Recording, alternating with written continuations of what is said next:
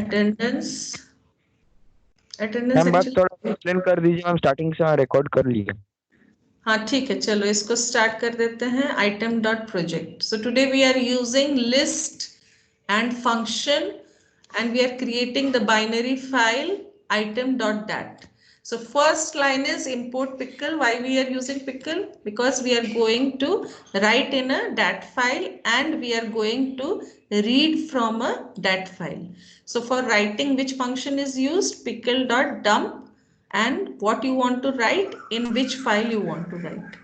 Then next is in item I am storing. Pickle.load means I am reading from the file. So these two functions I am using, that's why I have used import pickle. Second line is import sys. Why I have used? Because at the end I will use to exit the program sys.exit. Now I am creating a item list. So this is an empty list I have created. Now the first function will write in a file. So first function I have written here, and this is used to write in a file. So how to write in a file? A file which you have to create here. Now open the item.dat file in append mode. A is used to append and B for binary file. So in append mode, we have opened a file. Now item number, we will ask the user to enter. So int input, enter item number. Item name, we will ask the user to enter item name, and price also we will ask the user to enter. So three inputs we are taking from the user: item number, item name, and price. After that, in this empty item list, we are adding these three values. So for first item, it will add in item list. Then I have used pickle.dump. So this first item details, it will write in file F. Now file F means it will write in item.dat file. Next, we are closing the file because our writing work is over. Now the next function is display function. In display function, we will display the records. So same thing, we will open the item.dat file in read form, and since it is a binary file, we have used here B.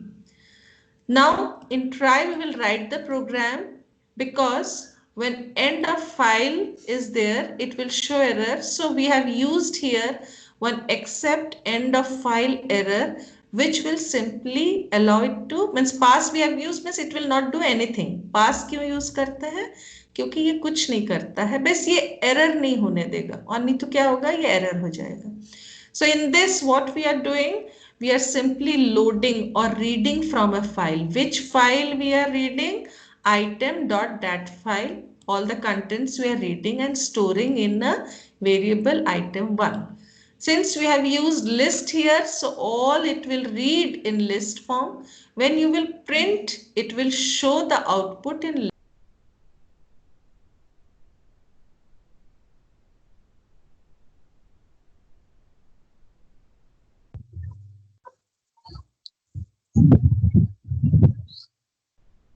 Ma'am आपका mute हो गया ma'am. Mic mute हो गया। It will check here if, now what it is to check कि item का जो first क्या है वो 0 है, item number हमारा first index है। अगर ये हमारे यूजर ने जो डाला है उसके आइटम से अगर मैच कर गया तो आइटम फाउंड, तो यहाँ पे फाउंड लिखोगे और दूसरा ये प्रिंट कर देगा इस आइटम को। ठीक है, तो यहाँ पे मैंने एक फाउंड लिखा है, फाउंड। जब हम ढूंढते हैं तो अब एक वेरिएबल लेते हैं, फाउंड इक्वल्स टू 0 लेते हैं, और यहाँ पे जैसे ही हमको वो आइटम मिल जाता है, हमारा जो फाउंड है वो इक्वल्स टू 1 हो जाता है, इक्वल्स टू 1। ठीक है, तो यहाँ पे ट्रू एंड फॉल्स भी कर सकते हो। तो बाहर आके तुम चेक करोगे, ये पूरा काम जब खत्म हो जाएगा, इसके बाद तुम बाहर आके चेक करोगे कि अगर हमारा इफ फाउंड इक्वल्स टू 0 है तो इसका मतलब आइटम, सपोज मैंने यहाँ पे 1 2 3 4 आइटम था, मैंने सर्च में 5 डाल दिया तो 5 तो उसको मिला नहीं, तो उसने लिख दिया आइटम नॉट फाउंड या item not present in list. ठीक है, आइटम नॉट परफॉर्म्ड। ये हो गया हमारा प्रिंट कमांड। तो ये आइटम को सर्च करके उसने उस आइटम को डिस्प्ले करा दिया है, और उसके बाद फिर आगे समझ में। चलो अब एक एक करके हम लोग इसको करते हैं। आइटम 0 से शुरू करेंगे। अच्छा, यहाँ पे एक एक करके आइटम को हमको उठाते जाना है, तो इसमें एक फॉर लूप लगा दो। इसमें फॉर लूप नहीं लगाओगे तो क्या होगा, एक एक आइटम वो नहीं उठाएगा। देखो यहाँ पे एक प्रोग्राम लिखते हैं फॉर, एक रेंज ले लेते हैं यहाँ पे। सपोज जैसे यहाँ पे मैंने आइटम 0 लिया है, ठीक है। इसको रन करा के एक बार देख लेते हैं, नहीं होगा तो फिर हम उसके रन मॉड्यूल, ओके, ठीक है। नाउ राइट में 1 ऑप्शन दिया मैंने इसमें, तो ये राइट कराएगा। क्या क्या राइट कराएगा, 2 तक हो गया था, आइटम 3 डाल रहे हैं। आइटम 3 सपोज वॉशिंग मशीन है, वॉशिंग मशीन है, प्राइस इसका सपोज 10,000 है। तो इसने इनपुट लिख लिया है। अब 2 नंबर पे डिस्प्ले कर देगा। तो हमारा फर्स्ट आइटम हमने कंप्यूटर डाला था, फिर हमने टीवी, और अभी हमने अपेंड किया है, ऐड किया है वॉशिंग मशीन। नेक्स्ट हमारा डिस्प्ले के बाद मैम थोड़ा लेट चल रहा है मैम वीडियो लेट चल रहा है, ठीक है। हाँ, साउंड थोड़ा लेट पहुंचता है, ठीक बोले हो। हाँ, यहाँ पे फॉर लूप लगाना पड़ेगा। फॉर लूप नहीं लगाओगे तो वो क्या कर रहा है कि पहला जो आइटम है खाली उसी आइटम को दिखाएगा, ठीक है। तो इसके सर्च ऑप्शन में जो हमने यहाँ पे लिखा था, सेम सर्च ऑप्शन तुमको यूज करना पड़ेगा।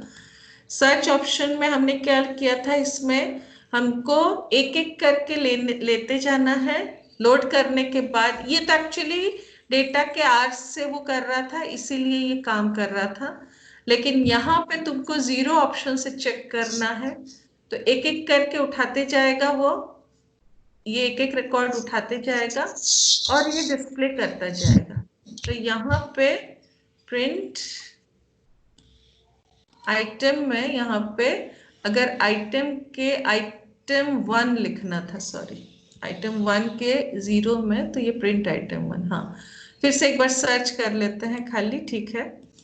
तो इसमें सर्च ऑप्शन लगा लो, 3 लगा लो यहाँ पे, 3 items to search. Suppose item 2 को सर्च करना है, तो 2 को इसने आउटपुट में नहीं दिखाया। एरर कहाँ पे आ रहा है देख लो, ठीक है। एक बार एग्जिट करके देख लेते हैं। 5 एग्जिट हो रहा है, तो 5 एग्जिट कर गया। तो अभी सर्च में सर्च ऑप्शन जो है, इसमें आइटम 1 में हमने लोड किया F को, और इसको एक काम करते हैं, मैं रिकॉर्डिंग को बंद करके इसको यहाँ से